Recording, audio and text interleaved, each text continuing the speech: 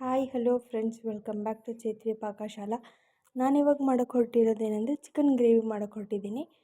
ಹೇಗೆ ಟೇಸ್ಟಿಯಾಗಿ chicken gravy ಮಾಡೋದು ನೋಡೋಣ ಬನ್ನಿ. ಮೊದಲಿಗೆ ನಾನು ಒಂದು ಬಾಣಲಿಗೆ ಸ್ವಲ್ಪ ಎಣ್ಣೆ ಹಾಕ್ಕೊಳ್ತಾ ಇದ್ದೀನಿ.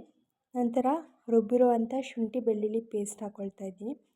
ಸ್ವಲ್ಪ ನಾನು ಜಾಸ್ತಿ ಶುಂಠಿ ಬೆಳ್ಳುಳ್ಳಿ ಪೇಸ್ಟ್ ತೊಗೊಂಡಿದ್ದೀನಿ, ಟೇಸ್ಟಿಯಾಗಿರುತ್ತೆ ಅಂತ ತೊಗೊಂಡಿದ್ದೀನಿ. ಹಾಗೆ 1 kg ಚಿಕನ್ ಇರೋದ್ರಿಂದ ಜಾಸ್ತಿ ಶುಂಠಿ ಬೆಳ್ಳುಳ್ಳಿ ಪೇಸ್ಟ್ ತೊಗೊಂಡಿದ್ದೀನಿ ನಾನು.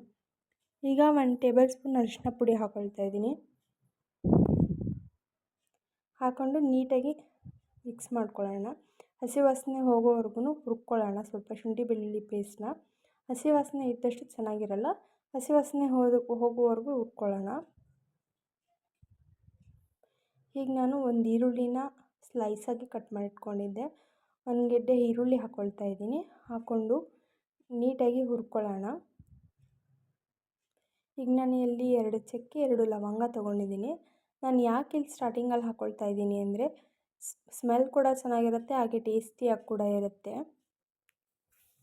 ಈಗ ನಾನು 1 kg ಬಾಯ್ಲರ್ ಚಿಕನ್ನ ನೀಟಾಗಿ ತೊಳೆದಿಟ್ಕೊಂಡಿದ್ದೀನಿ. ಈಗ ನಾನು ಹಾಕ್ಕೊಂಡು ಮಿಕ್ಸ್ ಮಾಡ್ಕೊಳ್ತಾ ಇದ್ದೀನಿ.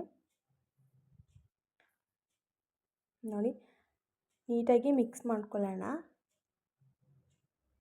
ಈ ಥರ ಚಿಕನ್ ಗ್ರೇವಿ ಮಾಡ್ಕೊಳ್ಳಿ, ತುಂಬಾ ರುಚಿಯಾಗಿರುತ್ತೆ.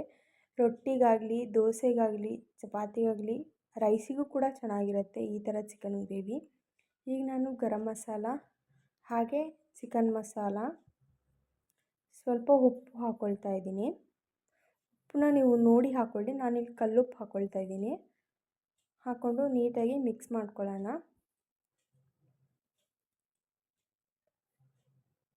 ನಾವು ಚೆನ್ನಾಗಿ ಮಿಕ್ಸ್ ಮಾಡಿದಷ್ಟು ಚೆನ್ನಾಗಿರುತ್ತೆ. ಏಕೆಂದರೆ ಇಲ್ಲಾಂದರೆ ಚೆನ್ನಾಗಿ ಮಿಕ್ಸ್ ಮಾಡಿಲ್ಲ ಅಂದರೆ ಅಲ್ಲಲ್ಲೇ ಮಸಾಲೆ ಇಳಿದ್ಬಿಡುತ್ತೆ. ತಿನ್ನಬೇಕಾದ್ರೆ ಬರೀ ಗರಂ ಮಸಾಲ ಚಿಕನ್ ಮಸಾಲನೇ ಸಿಗ್ತಾ ಇರುತ್ತೆ. ಹಾಗಾಗಿ ನೀಟಾಗಿ ಮಿಕ್ಸ್ ಮಾಡ್ಕೊಳ್ಳೋಣ. ಈಗ ನಾನಿಲ್ಲಿ ಶುಂಠಿ ಬೆಳ್ಳುಳ್ಳಿ ಪೇಸ್ಟ್ ಮಾಡಿರೋ ಜಾರಿಗೇ ಪುದೀನ ಹಾಗೆ ಕೊತ್ತಂಬರಿ ಹಾಕ್ಕೊಳ್ತಾ ಇದ್ದೀನಿ. 4 ಹಸಿರು ಮೆಣಸಿನ್ಕಾಯಿ ಹಾಕ್ಕೊಳ್ತಾ ಇದ್ದೀನಿ. ಚಕ್ಕೆ ಲವಂಗ ಹಾಕ್ಕೊಳ್ತಾ ಇದ್ದೀನಿ. ಹಾಗೆ ಕಡಲೆ ಹಾಕ್ಕೊಳ್ತಾ ಇದ್ದೀನಿ.